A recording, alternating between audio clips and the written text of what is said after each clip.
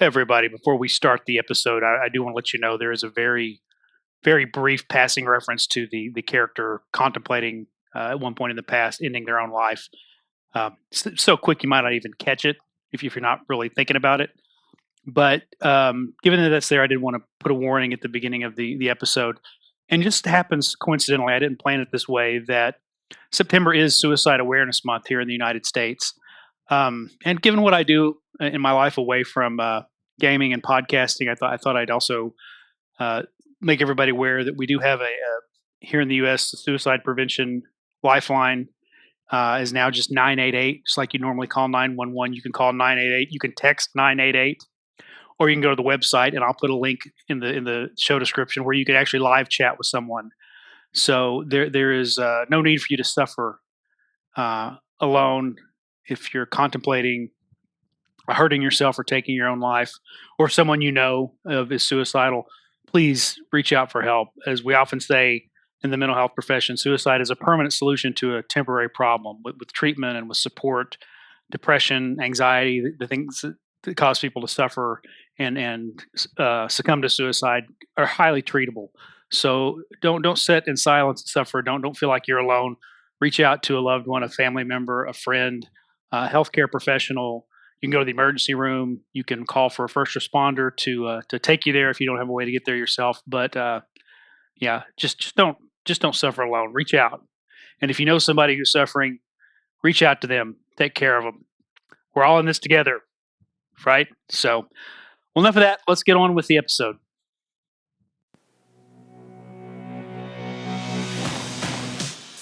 Hi, I'm BJ, and this is the Arcane Alienist Podcast.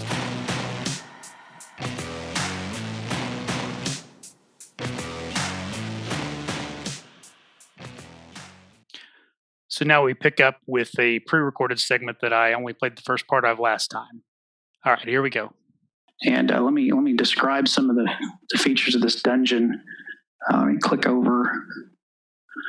Yeah, the dungeon name is the Rancid Maze of Krudnek. It's a DR6 dungeon. It's inactive because a random misery was fulfilled. I think I rolled on the misery, and it was for something like 24 nights. The fathers wept. In the danger here, an expanding life form spreads its twisted limbs throughout the dungeon. Wow. Who dwells here now? Desperate Thieves Guild, dying slowly of blood cough. The entrance is a cracked statue of a forgotten prophet. Maybe that's what Krudnek is. Maybe that's the name of this prophet. Guarded by 4 dying goblins. It has high ceilings with whispers in the upper dark. Maybe that has something to do with the twisted limbs of whatever this expanding life form is.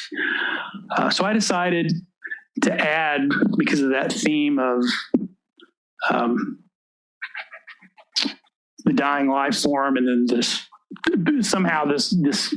spirit, the Valley of the Unfortunate Undead, has cried something about the Count going insane at midnight. Famous drink from the heart of the Rancid Maze of Krudnek. So there's something at the heart of the maze, probably related to this expanding life form, that will give me something that will save the Count, who either is going to go insane at midnight or will go insane, but perhaps could be cured. But that's all stuff we can figure out, because one of the reasons I chose this solitary defilement is it gives you a structure for play, but it also very much encourages the storytelling part of it, of decide what happens and then write up 2 or 3 sentences of a narrative, either from the viewpoint of the character or maybe just as a narrator of what happens. And he gives examples in the 2 sample adventures that they play out in here. One a city crawl and one an overland adventure for 2 characters. It's really cool. So this is kind of a very inspiring thing, even if, it sort of gives me ideas of things to do even with other game systems. It's just a well-structured solo play thing. Anyway, so let me pause for a second and reshuffle some windows here on my screens, and we'll be right back. All right, so the way the dungeon crawling move actually works is you start at the entrance to the dungeon, resolve whatever happens there. You enter the dungeon, and you on this dungeon crawling move, you roll your 220-sided die, and if you get the strong hit, you enter one of the 4 special rooms. These have been defined in the advanced, and I guess I should have gone through that with the way I laid out the dungeon. If you get a weak hit, that's a generic room. They have an oracle for the room descriptor and for what's in the room. If you fail, you encounter some enemy trap or calamity as you leave the room you're in. So the door locked, some monster jump out, just roll for an encounter. Create a room. It says create a room from the room descriptor oracles once the counter is resolved. So, and you'll see some examples of that as I get into it. Back to the dungeon, I guess I described it, but I didn't tell what the special rooms were. One special room stinks of pepper and rot. I'm sorry is written on the door. Another special room, piles of feathers, bells, and marbles are on the floor. Number 3, an arrow stuck in the door, a drunken scum fooling around with. This is future BJ. Had a little bit of an editing error there. That is drunken scum fooling around with bottled plague. So he's got some sort of plague in a bottle. And then the 4th room, freezing draft cylinder with death bringing liquid. So the idea is you go through these rooms when you click them up, tick them off every time you encounter one of these rooms. And the 4th one is also supposed to be the big final, boss fight or thing. So, and then if there are other rooms in the dungeon, you can keep exploring afterwards, or I suppose you could just leave. Anyway, we'll see how this works. We put it all together.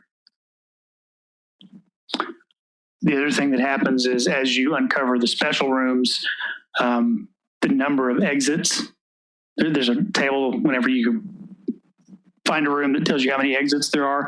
That changes and reduces as you uncover the special rooms. It also notes that, you're going to find what seem to be dead ends, but you can always use an oracle roll or an omen roll or a luck roll to see if there might be a secret hidden passage. And of course, that would just produce one. It's not like the GM has created a dungeon and it's all defined. This is sort of defining the dungeon as you go. All right, let's see here. Okay, I think I'm ready to start. So my character, as you may recall, is Eldar Ruttentoe. He's an esoteric hermit who is an initiate of the Invisible College. He was dying of a plague in the Bergen Crypt in a hovel, and something from the outside touched him, and that's sort of the connection to his magical powers. I'm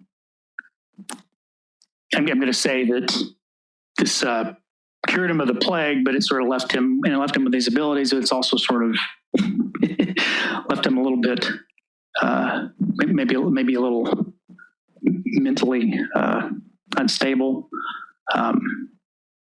I don't know exactly how, but he's just odd now. He's also got a small but vicious dog. Was one of the random possessions he had. It will only obey his commands. And I think to make this fun, I'm going to borrow a little bit from sort of the warlock motif from D&D. And this dog may or may not be a familiar given to him by whatever this outside eldritch being is that also granted him his some of his magical ability. But he thinks it is. And so he will talk to the dog, and to him, the dog is talking back. Maybe no one else sees that. But so he's got a small but vicious dog. He sort of treats it as familiar, whether it really is or whether he's just a little out of touch with reality. Who can say? Anyway, powers, the number of days you can use a power. You have to have a scroll and cast from a scroll, but the number of days you can use a power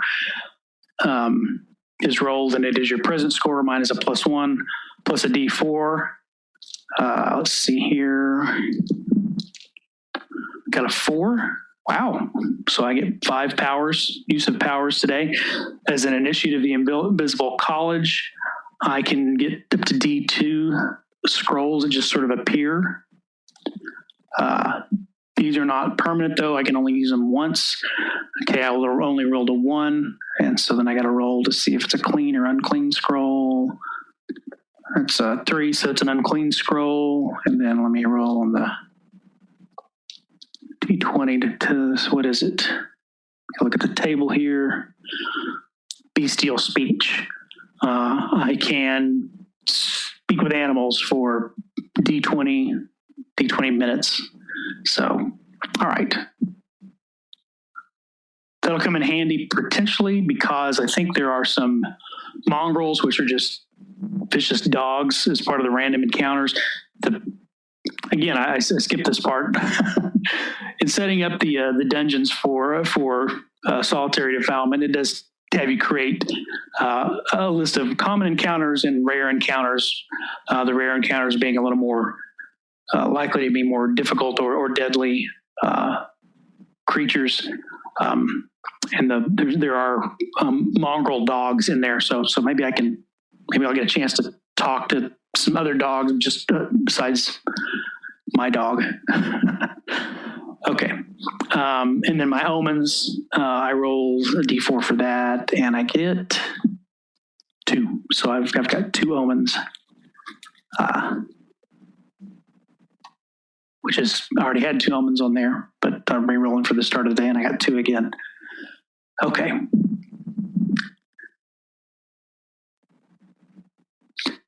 Goblins in Borg are described as cursed.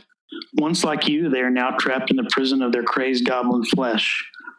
Only their eyes reveal the truth. A ruined mind watching its body prison perform terrible deeds. The curse is that if a goblin attacks you, you have to kill it. It doesn't matter whether it hits you or not, or whether it wounds you or not. You have to kill it, or within D6 days, your mind will begin, you'll warp irrevocably, I guess your body will, into a goblin yourself. And only the dark of Sarkosh will hide you. So, but these are, when I rolled this up, it said these are dying goblins, so I think we need to make them a little weaker. Let's see, they probably reduce their hit points and their morale, I think, a little bit. They're dying, so I'm going to cut their hit points in half. And then they have this special ability. This is their quick, which makes their attacks and defense are harder to overcome. It's a DR 14. I'm going to reduce that also to a 12, just to note that these are weaker goblins. And who knows, they might not be up for much of a fight. So between Thieves Guild's slowly dying of a blood cough, I'm assuming these goblins are probably dying of the same thing. Several random things came up in here having to do with plague and death. So that seems like the theme of this particular dungeon. Anyway, the first thing though is so I feel that Eldar Rotten Toe. Eldar he has a femur that he uses as a club, and probably also is kind of like a wand or a rod, even though it's not magical. Just he probably waves it around when he's using his powers. He's got 5 uses of a power. but I think it only gets. I think Daemon of Capillaries is his main power, and I think that only affects one creature. It's pretty nasty, but it let me look and see what it does again here. One creature suffocates for D6 rounds, losing D4 hit points per round. So yeah, I can only use it on one creature. So I may want to think of another way. Okay, let's first see if Eldar can approach unseen. The default difficulty rating for Borg is 12. I'm going to say since the goblins are sick and weak, that's going to go down to a 10. So let me roll and see what happens.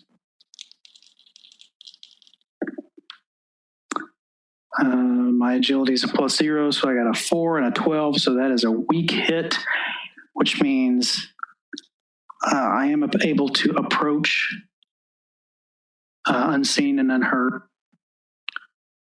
Let's say my intent was to try to hide and slowly maybe sneak into the door while they weren't looking, but in taking so much time, the goblins have sort of settled in to a perimeter in front of the door where there's really no way to slip in behind them. Maybe because they're sick and weak, they're not up for moving around a lot, so they've just sort of hunkered down, right next to each other in front of the door, and so there's actually just no way to sneak past them now, although I remain unseen. So I could surprise them if I wanted to, potentially. Okay, I do have a bomb and a glass vial in my pack. I hate to waste that. So what I think I'm going to do is I will step out. I have the bomb in my hand ready to go, but I will step out. The book doesn't really describe, I guess it leaves it up to your imagination. Is it, you have to light it? It says it's in a glass container. So is that a Molotov cocktail? For simplicity's sake, I'm going to say it functions like alchemist fire. You just got to hurl it. You don't have to light it. So I'm going to have that ready to chug, but I'm going to step out and just see if I can be persuasive with them. So first we need an initial reaction roll. So we'll roll 2d6 and see what the goblins' reactions are. 5, 6, 7, that's 8. They are indifferent. So I'm going to try to make a presence test to change their disposition. So that would be a DR 12. But these are goblins and they do hate people. Why they're working with these thieves, I don't know. But let's see if I can, we'll call that, since it's a little harder, I'll call it a 14. I get a +1 to my presence, so I'm going to roll. And I got an 11 and a 9. That's a failure. I do not change their disposition, but they are indifferent. So I guess doing that, I could try to convince them to let me pass. Look, it's very clear that they're sick and dying. I of course have the marking of some sort of warlock or sorcerer. So perhaps I couldn't change the reaction from anything more than indifferent, but perhaps I could still persuade them to let me pass. So I will, that's a slight different, just off a friendly approach. It didn't change their reaction, but now I'm going to actively try to talk to them, reason with them that, hey, just let me pass, come in here, do what I got to do, leave. I don't have to hurt you. You don't have to hurt me. Again, I think this is difficult because of the nature of goblins, but they are weak, so we'll just call it a normal thing. So here we go. That is an 8 and a 16, so that is a weak hit, so a success, but some sort of complication. Let's say maybe the goblins are begin to bicker among one another. Like there's four of them. Maybe one says, "Yeah, sure. Why don't we let them go through, guys?" And another one agrees. One of them is,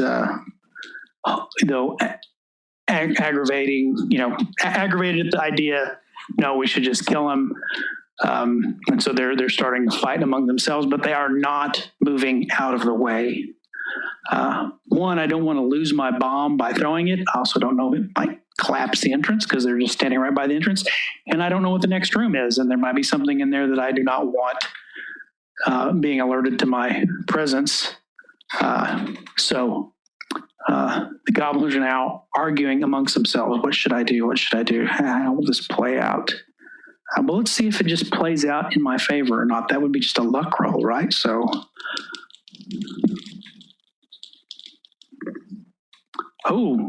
14 and 16. So this is a strong hit or a double success. So luck says this is going to play out in my favor.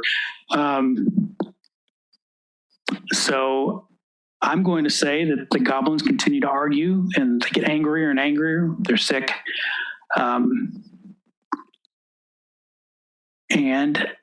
Let's see, do I want to say they move out of the way? Well, they'll still be there when I come back and we'll have to repeat this whole thing again. So,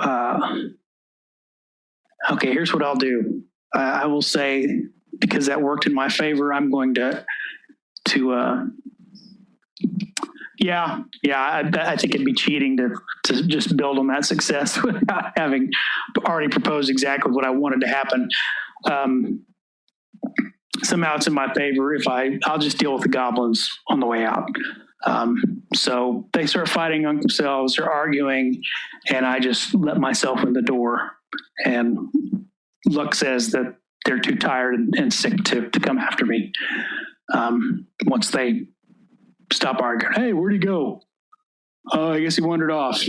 "What have you went in there?" Who cares?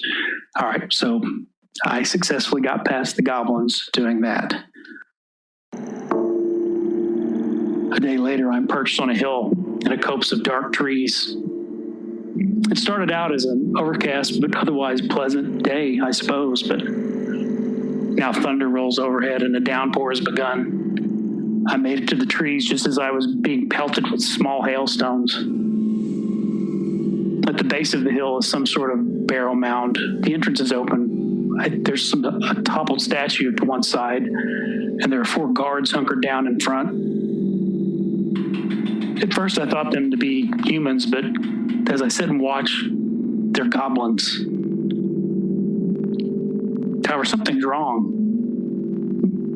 My understanding is that goblins are fairly quick and swift of action, but they appear listless. One of them is coughing. Everywhere I go, some sort of sickness follows. I creep down the hill in a circuitous path, hoping to slip past them. But as I get closer, I realize they're congregated too closely to the door. They'll see me eventually. I'm no warrior. I don't think I'm up for a fight with goblins, even sick ones. Perhaps they won't be up for a fight either. I'll try to negotiate, but I need a backup plan. I don't have any powers among my scrolls that could take 4 at once. I searched in my pack and I find a glass vial. Oh yeah, I'd forgotten about that. The explosive. One of several unrealized plans I made for ending myself before the plague could. I loosen the stopper and I grasp it in one hand as I approach the goblins. I cradle the carved femur in my other arm. Better to look the part of a sorcerer now. Well met, gentle goblin folk. I don't want to disturb you. It appears you all may have taken ill in this foul weather. Honestly, it appears like these goblins may be dying, but I remain outnumbered. I just want to slip into the maze here, grab something, and be on my way. Perhaps you could just let me go. We'll let one another go about our business. me with my retrieval and you with your convalescing. No one has to be the wiser. The goblins have risen to their feet at my approach, but they don't appear hostile. They look back and forth among one another. I think we should take him up on that, one says. Aye, says another one before overcoming with a fit of coughing. The third nods its head, but the fourth one just stares at the ground in contemplation. No, I think we send him on his way, or we kill him. He ain't one of the thieves. Thieves. I wonder what that's all about. I make ready to retreat and hurl the explosive, but the first goblin speaks up. I'm too tired for all this bollocks, and he looks like he's some kind of wizard. Let the thieves mess with him. So there are thieves in here. Interesting. A general argument breaks out as the goblins circle up, arguing with one another, getting in one another's faces. They found a little bit of energy despite whatever's wrong with them, but they're directing it at each other. And suddenly, the way inside is unblocked. I slip past them, and I take note of the pedestal from which the statue has fallen. The inscription reads, "The Blessed Prophet, Crude Nick." Never heard of her. Well, hopefully the goblins will have sorted this out or have died by the time I make it out of this place, if I make it out. Okay, that'll do it for this episode. Thank you so much for listening. I hope you enjoyed it. Give me some feedback. Send me an email, drop me a message, either through SpeakPipe or on the Audio Dungeon Discord. And particularly given the topic we started out with today, more than ever, wherever you are out there, take care of yourself. Take care of the people that you love. Take care of anybody you know that needs someone to be there for them. And above all else, try to make somebody happy today.